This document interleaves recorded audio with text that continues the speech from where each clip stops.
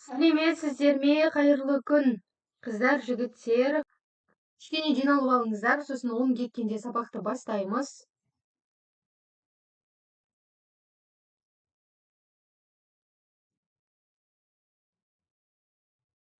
Менде барлығы жақсы, көп рахмет, өздеріңізде қалай. Міне дегенде 1,5 ай уақыттарыңыз өтіп кетті. Дайындықтарыңыз қалай болып жатыр?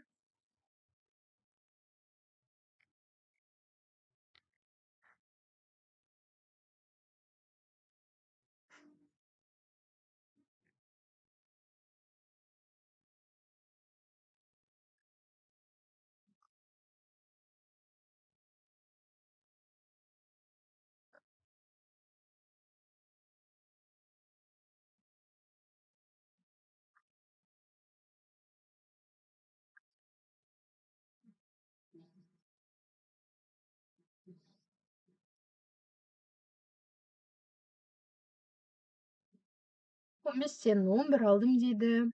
Өте жақсы.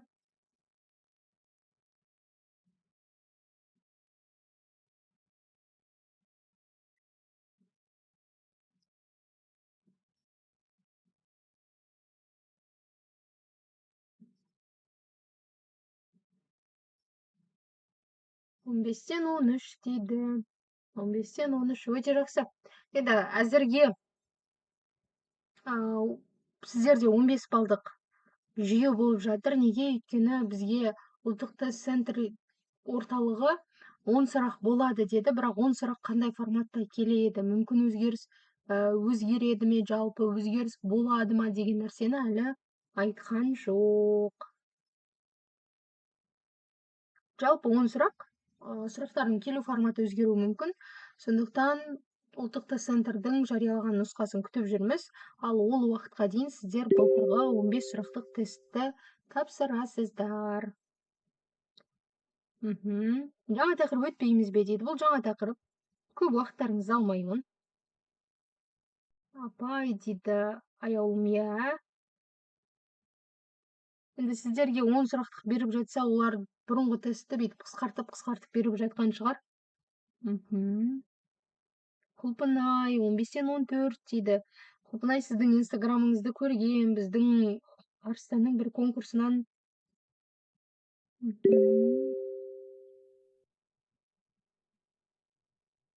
Бізге мектепте қазақ тілі сабағында оқу сауаттылық істейміз дейді. Иә, жақсы. Мен де өзім мектепте беремін. Сол жерде біз 10-11 сыныппен қазақ тілі, қазақ әдебиетінің орнына толыққанды қазақ тілін өтеміз.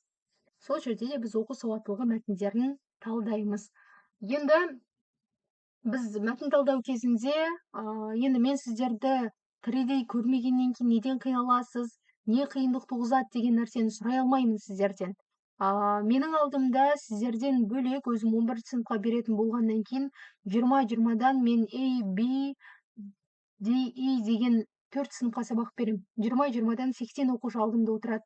Сонда сол оқушылардың қиналатын тақырыптары арқылы мен сіздерге мына тақырыптарды өту керек екен, мына тақырыптардан оқушы қиналады екен деген дүниелерді шығарамын, яғни сондай нәтиже шығарамын. Енді барынша бүгін мәтін талдаймыз, одан кейін мәтіннің мақсатты аудиториясы дегеннен көп оқушы қиналады екен. Бірінші мәтіннің мақсатты аудиториясын бірден өтпей тұрып, біз алдында стиль түрін өткенбіз, енді мәтін түрлерін өтеміз.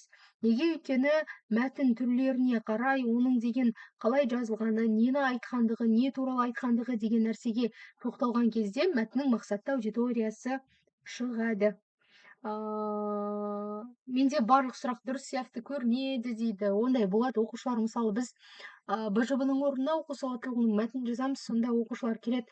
Апай, менде міне 100%, мен барлығын орындадым, қазір 15-тен 15 алам деп келген бала 15-тен 6-7 бала алып қайтады. Сіздер неге ондай төмен бала аласыздар? Жарайды, мақал мәтелден мүмкін мақалдың мән мағынасын түсінбегеннен кейін қателесетін шығарсыздар. Бірақ бір жағынан сіздер қателесесіздер, мәтінді қанша оқығанмен де сіздер сұрақты тікесінен оқисыздар. Ол жерде сұрақ түрленіп қойылады. Қазір оған мысал ретінде сіздермен бір нұсқа талдаймыз. Көп уақыттарыңызды алмаймын, асып келсе жарты сағат, я болмаса бір 40 минуттық қана уақыттарыңызды аламын. Жалпы қазақ тілінде мәтіннің неше түрі бар десе, бізде қазақ тілінде мәтіннің 3 түрі бар екен. Әңгімелеу, одан кейін сипаттау және пайымдау деген. Бұл не? Бұл жерде не айтылады? Бұл не үшін керек дейтін болсаңыздар, жалпы бізде бүтіндей бір оқиға алынады да, сол оқиғаның ішінде мәтіндер біреуі бір нәрсені әңгімелеу мақсатында, біреуі сипаттау мақсатында, біреуі пайымдау түрінде келеді. Осы уақытқа дейінгі ұбт-да негізі былтыр ғана бұл дүние келген жоқ, бірақ осы уақытқа дейінгі ұбт-ның барлығында әңгімелеу мәтінін көрсетіңіз, немесе мәтіннің жазылу түрін көрсетіңіз деп пайымдау, жаңағы әңгімелеу дегендерді нұсқаға қосқан. Сондықтан биыл да келіп қалу ықтималдығы өте жоғары. Сондықтан осы нәрсені өтеміз. Ал кеттік енді сіздермен бір нәрседен бастайық, яғни теориядан бастайық. Енді бізде әңгімелеу мәтіні деген не, пайымдау мәтіні деген не, сипаттау мәтіні деген не, осылардың әрқайсысына тоқталайық. Әңгімелеу, яғни сіз біреуге әңгіме айтып бересіз. Әңгімеде не айтасыз? Мысалы, бүгін басыңыздан өткен жайтты әңгімелеуіңіз мүмкін. Я болмаса бірнеше уақыт бұрын 2-3 апта өтіп кеткен бір жайтты әңгіме түрінде айтуыңыз мүмкін. Я болмаса мына құрбыларыңызға жүр әңгіме бар деп, әйтеуір бір біреуден естіген дүниелеріңізді айтып беруіңіз мүмкін. Яғни бізде әңгімелеу мәтінінде оқиғаны сіз баяндап бересіз, болды. Әңгімелеу мәтіні деген осы. Мысалы, кеше Мағжан сабаққа кешігіп келді. Сабаққа кешігіп келіп апайынан ұрыс естіді. Яғни сіз Мағжанның кешігіп келгенін, оның ұрыс естігенін, екі алғанын, сабақтан көңілсіз қайтқанын, одан кейін үйіне барып анасынан ұрыс естігенін, барлығын кәдімгі ретімен баяндап беретін болсаңыз, ол бізде әңгімелеу мәтіні болып табылады. Жалпылама хабарлы сөйлем түрінде белгілі бір жайтты баяндау арқылы туындайтын мәтін, ол бізде әңгімелеу мәтініне жатады екен. Өсек деп айтып жатырсыздар ғой, жалпылама сол нәрселер. Одан кейін, бірнеше адамның арасындағы әңгіме дейік. Сіздің бір нәрсе жайындағы мұғаліміңізге келіп баяндауыңыз, мысалы, бүгін сыныпта осындай оқушы жоқ, оның сабаққа келмеу себебі осындай деп баяндайтын болсаңыз, бұның барлығы әңгімелеу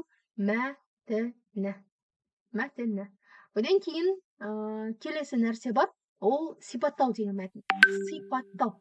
Мысалы, қараңыздар, көз алдыларыңызда бір қыз тұрса, немесе бір зат тұрса, оған қарайсыздар да, оны не істейсіздер? Сипаттайсыздар, иә? Мысалы, оның түрін, оның шашының ұзындығын, кірпіктерінің ұзын екенін, көзінің қара екенін, көзінің жағы бота көзді екенін, бұның барлығы сипаттау. Әңгімелеу мәтінде ол не істеді деп едік, енді сипаттау мәтінінде ол қандай деген сұрақты қоямыз. Яғни белгілі бір тау болса, тау қандай? Тау биік. Я болмаса көл болса, көл өте терең. Көлдің ішінде осындай балықтар орналасқан. Немесе сізге байланысты, біздің сыныпта осындай оқушы оқиды деп ары қарай сізге толыққанды сипаттама беретін болса, бұл бізде сипаттау мәтіні болып табылады. Одан кейін келесі нәрсе бар. Мысалы, сипаттауға жазсақ болады. Сипаттау деген кезде ең басты нәрсе бар. Мысалы, гүлді алайық, көз алдарыңызда гүл тұр.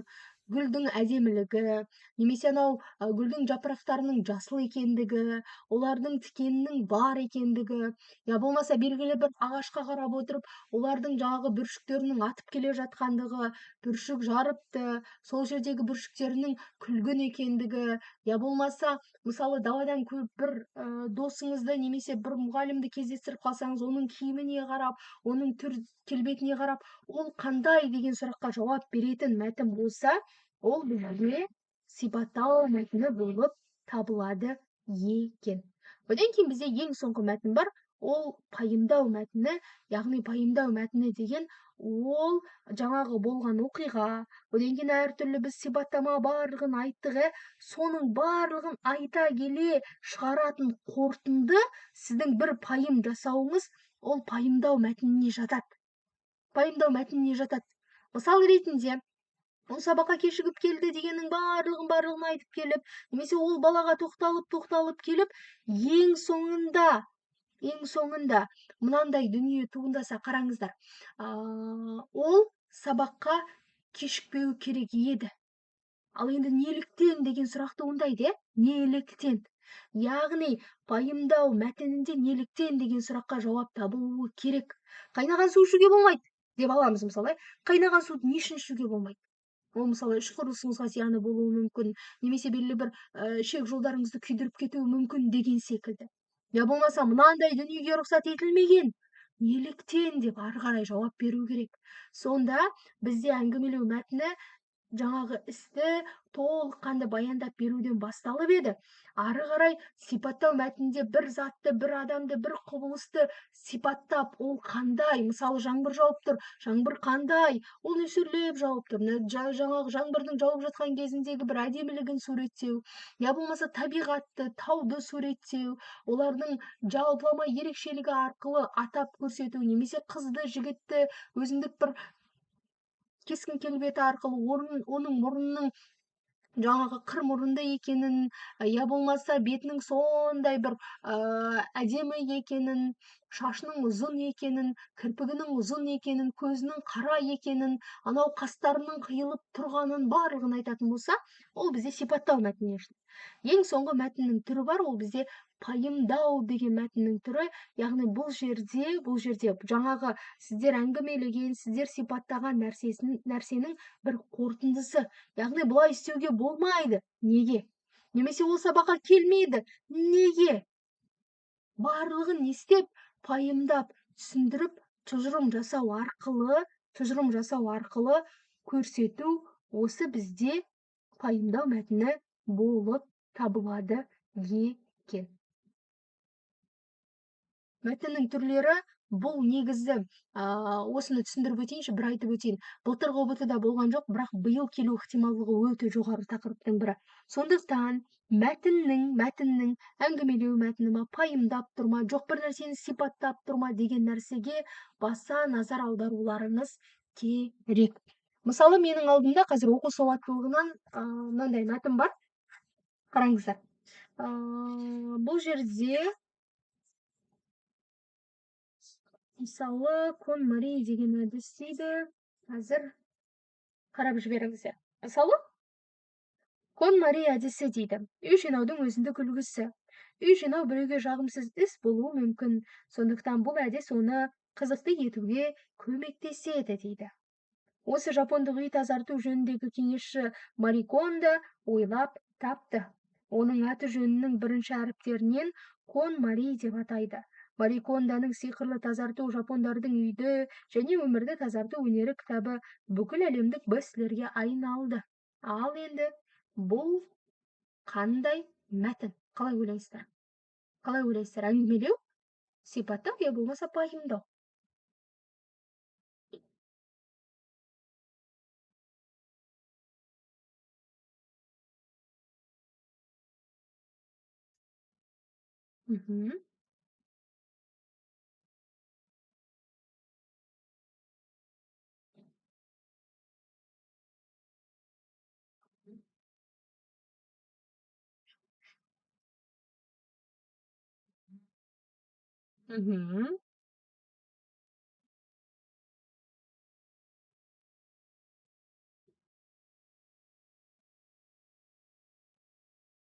Бұл әңгімелеу мәтіні жай ғана бір Мари Кондо деген адамның ойлап тапқандығы, бұл ненің тазарту әдісінің содан қалғандығы, соның бас әріптерімен арқылы қалыптасқандығы туралы бізге не істеді? Әңгімелеу арқылы айтып берді. Мысал ретінде қараңыздар. Мысалы, біздің үйде қара күшік бар. Ол әрдайым сыртта заттарды шашып, ары-бері тасып ойнайды. Анам келсе ол еркелейді. Көздері сондай, жаңағы бота көздей мөп-мөлдір, кірпіктері қара, өзі сондай сүйкімді деп, дәл осы қалыпта баяндайтын болса, ол бізде қандай мәтін болады?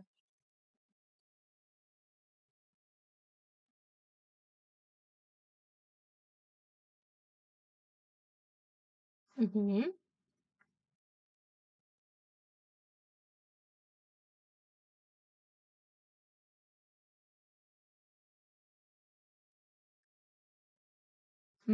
Бұл сипаттау мәтіні. Қараңыздар, мәтінді үшеуін қалай ажыратамыз десеңіздер, әңгімелеу мәтіні жалпы кім не істеді, сол туралы ғана айтылады.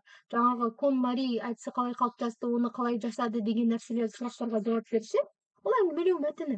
Сипаттау мәтіні бар, ерекшелігі арқылы. Сіздің де мысалы жүзіңіздегі ерекшелік бар ғой, сол ерекшеліктер арқылы сипаттап көрсететін болса, немесе белгілі бір ол тек адамға ғана қатысты емес, мысалы телефон, айфонның ерекшелігін көрсетуі мүмкін, иә? Оның Samsung'тан айырмашылығы, оның зарядкасында, оның үш камерасы бар деген сияқты, сондай iPhone қандай деген сұраққа жауап бере алса, ол бізде сипаттау мәтіні болады. Одан кейін пайымдау осы екеуінің нәтижесінде туындайтын ең соңғы нәтиже нәтиже яғни қорытынды шығарып, бұл былай істелінбейді, неліктен, бұл былай жасалынбайды, неліктен деген сияқты сұрақтарға жауап бере алатын болса, мысалы бұл өңірде жаңбыр жаумайды деп, ары қарай жаңбыр жаумау себебін түсіндіріп берсе, себебі бұл өңірде жаңбыр жаумауының себебі осыдан мынанша ғасыр бұрын деп. Я болмаса Алтын Орда мемлекеті құлады. Енді Алтын Орда мемлекетінің құлау себебін ары қарай кімдердің салдарынан, кімдердің себебінен құлады, ары қарай түсіндіріп берсе, бұның барлығы бізде пайымдау мәтініне жатады екен. Жалпыма мәтіннің түрлері осы. Сұрақ арқылы ажыратып аласыздар, толыққанды мәтінге не істеді, не қылды, не істеген, ол не істеген, олар не істеген деген сұрақтарды қоя алсаңыз әңгімелеу мәтіні. Сипаттау мәтіні деген бізде қандай деген сұраққа жауап береді, яғни күшік туралы айтса, күшік қандай деген сұраққа жауап берсе, немесе мектеп туралы айтып жатса, мектеп қандай, немесе белгілі бір адам туралы айтып жатса, адам қандай, табиғат туралы айтып жатса, табиғат қандай. Ал пайымдау мәтінде неліктен, бұл жерде нақты немен, қорытындымен, ол осылай істемеді, себебі бұл былай жасамады деп ары қарай түсіндіріп өтетін болса, ол бізде пайымдау мәтініне жатады. Жамшит күшті сұрақ қойды. Кім iPhone жақсы көреді, кім Samsung жақсы көреді дейді. Жақсы, кеттік. Қыздар, жігіттер, ал қарап жіберіңіздер. Бұл бізде мәтін. Енді толыққанды сіздерге пайымдау, әңгімелеу деген нәрсені алған кезде бүтіндей бір мәтінді алмайды. Көбіне белгілі бір мынау азат жол дейміз ғой, соны алады. Бірінші азат жолдағы мәтін қандай мәтін түрімен жазылған деп. Өйткені толықтай мынандай 150-200 сөзден тұратын мәтінді біз толыққанды бір сипаттау мәтінімен жазылған деп айта алмаймыз. Тек қана бұл жерде әңгімелеу бар деп те айта алмаймыз. Сондықтан сіздерге сұрақ келген кезде ескеріңіздер, нені ескересіздер? Сұрақ көбіне осы мәтіннің түрін анықтау кезінде азат жол арқылы келеді. Яғни бірінші азат жол қандай мәтін түрімен жазылған деп, яғни сипаттау, пайымдау, әңгімелеу, хабарлау деген сияқты қылып келе береді ол жерде сіздерді шатастыру мақсатында. Сондықтан ең басты нәрсе бар, ең басты нәрсе ол сол нелерді, азат жолдарды ескеру. Ал енді осыған мән берейік. Теңіздегі ең ірі сүтқоректі жануарлар киттер болып табылады. Әсіресе көк кит деп аталатын киттің ұзындығы 30 метрден, ал салмағы 150 тоннадан асады. Бірақ осыншама үлкен және ауыр салмақты жануар теңіздің 800-1000 метр тереңдігіне батып, сол жерден судың бетіне қалай шыға алады? Киттер 15-20 секунд сияқты қысқа ғана уақытта судың бетіне шыға алады. Өйткені киттің сүйектері кеуекті заттан жаратылған және сол сүйектердің іші маймен толған. Сол себепті судың бетінде еш қиналмай тұра алады. Киттер сүңгуір жануар, денесі теңіздің түбіндегі үлкен қысымдарға төзе алатындай дәрежеде жаратылған. Жануардың қанындағы және бұлшық еттеріндегі оттегі судың астында дем алмаған кездерде китті қоректендіретін химиялық заттармен араласады. қан айналым жүйесі қанды ішкі органдардан миға жібере алатындай дәрежеде жаратылған. Сол себепті киттер тыныс алу үшін судың бетіне шыққанға дейін денесіндегі оттегіге ең көп мұқтаж болған органға, яғни миына жібере алады. Киттердің бастарының үстіндегі тесіктен су шашатынын көрген болуларың керек. Бірақ сол жер киттердің мұрны екенін білетін бе едіңдер? Киттер мұрындарын тек дем алып шығару үшін ғана пайдаланады. Кейбір адамдар киттерді сол тесіктен су шығарады деп ойлайды. Алайда киттер өкпелеріндегі ауаны шығаруда. Бұл ауа су буына қанық және сырттағы ауадан ыстығырақ болғаны үшін алыстан қарағанда су тіреуші сияқты көрінеді. Киттің көздерінің үстіндегі майлы және тұнық болған секрет бөлгіш жасушалар жануардың көздерін теңіз суының кері әсерлерінен қорғайды. Киттердің сезу және есту мүшелері өте жақсы жетілген. Су астында әртүрлі дыбыстар шығарады және сол дыбыстардың жаңғырығын тыңдап, бағыттарын таба алады. Бұл есту сезімнің қызметі радардың қызмет атқару жүйесімен бірдей. Тіпті радарлар да киттердің осы ерекшеліктеріне қарап жасалған. Ғалымдар киттердің шығарғаны осы дыбыстарын бір-бірімен хабарласу үшін пайдаланатын бір тіл екеніне сенеді. Ал кеттік. Бұл жерде қараңыздар, мен жаңа айттым, әр азат жолға байланысты мәтіндер пайымдау, сипаттау, әңгімелеу деп жіктелуі мүмкін. Яғни басы әңгімелеу болып басталып, өмір сүруіне тоқталып келіп, ары қарай китке тоқталып кетсе, ол ары қарай сипаттауға да кіріп кетуі мүмкін. Соңғы жағы пайымдау да болып кетуі мүмкін. Сондықтан бұл жерде сипаттау да, пайымдау да бар екен. Апайдың ең бірінші сұрақтан бастайық. Кит судың бетіне ең көп дегенде қанша секундта шыға алады дейді. Кит судың бетіне ең көп дегенде қанша секундта шыға алады?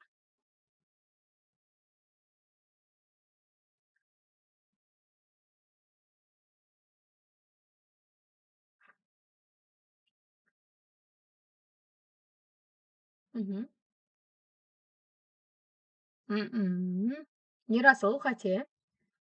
Ойланыңыздар. 15 емес.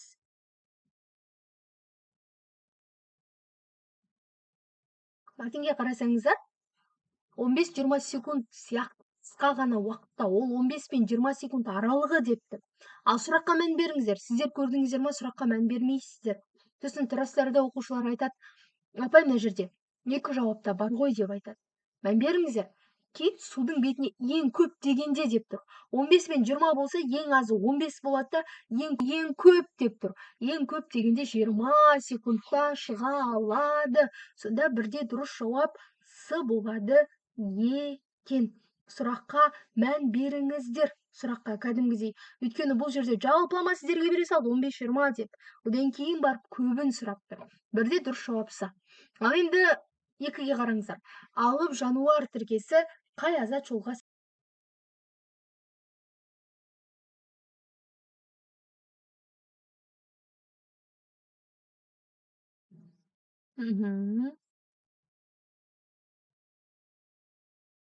Төрт дейді, 2 дейді. Жақсы, ал.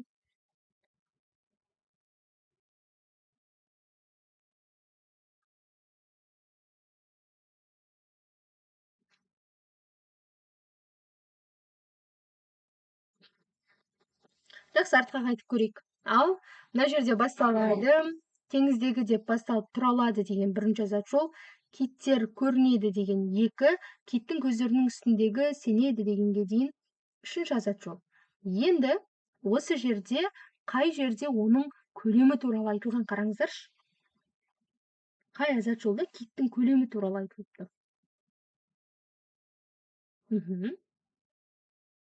Өзі 3 азат жол.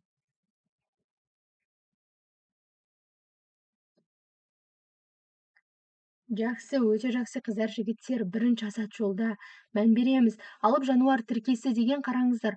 Алып жануар деп айтып тұр, алып жануар ол бізде кит. Енді сол киттің алыптығын дәлелдейтін азат жол қай жерде бар дейтін болсаңыздар, ол бірінші азат жолда. Қараңыздар, оның 150 тоннадан асатынын, ұзындығының 30 метрден асатындығын барлығын көрсетіп, оның алыптығын дәлелдеді. Сонда екіде дұрыс жауап А екен. Ал енді кеттік үшінші сұрақ. Мәтін бойынша мәтінде жоқ.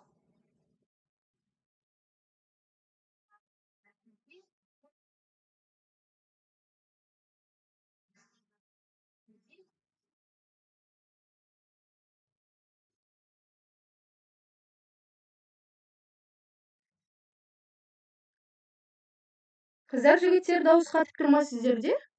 Интернет қосылып тұр. Дауыс менде естіліп тұр телефонда. Қызық. Мен сіздерді телефоннан бақылап отырмын.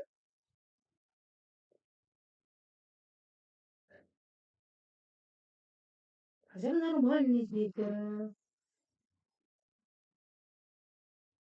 Жақсы, кеттік. Сонымен үшінші сұрақ. Мәтін бойынша қай ақпаратты нақты анықтауға болмайды екен? Жаңғырып тұр дейді.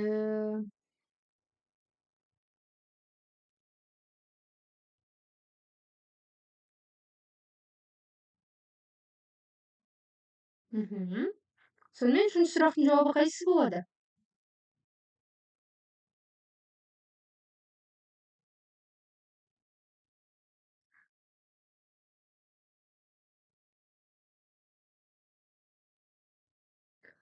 Оттегіні ең көп қажет ететін киттердің органы туралы ақпарат ала аламыз ба біз? Киттердің судың бетінде қиындықсыз тұруының себебі туралы ақпарат бар ма? Кит мұрнының атқаратын функциясы. Кит мұрнының атқаратын функциясы ол ауаны шығарып кіргізу, яғни тыныс алу. Киттердің судың бетінде қиындықсыз тұруының себебі туралы да айтылған. Оттегіні ең көп қажет ететін киттердің органы туралы да ақпарат бар. Бізде мәтін бойынша қай ақпаратты анықтауға болмайды десеңіздер, дыбыстар арқылы киттер бір-біріне қандай хабарлама жеткізеді. Біз оған мүлдем тоқталған жоқпыз. Яғни қандай дыбыс арқылы киттер бір-біріне өздері қандай хабарлама жеткізеді деген ақпаратты мүлдем оқыған жоқпыз. Сонда үште дұрыс жауап А болады екен. Ал кеттік енді төртінші сұрақ. Киттер туралы қалыптасқан қате қайсы пікір қате екен?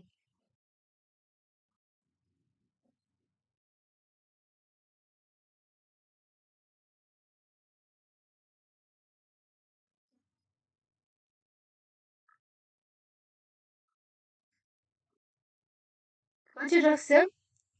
Киттер туралы қалыптасқан қате пікір деген қараңыздар. Ол адамдар арасында қалыптасқан қате пікір деген сөз. Сонда адамдар арасында қалыптасқан қате пікір ол бізде В деген жауап болады. Өйткені неге В болады? Адамдар ойлайды ғой, ана киттер мұрындары арқылы су шығарады деп. Бірақ олар шындап келгенде ол мұрын арқылы су шығармайды. Тек қана ана ауаны шығарған кезде адам жауап болады екен. Ал 5 бос орынды толтырыңыз. Енді сырттағы ауа киттің өкпесінен шығатын ауаға қарағанда қандай болады дейді. Бірнеше минут дегенде қате ғой дегенде қараңыздар, Назерке, бұл жерде былай сұрап тұр. Кит туралы қате пікірді тап деп тұрған жоқ. Кит туралы қалыптасқан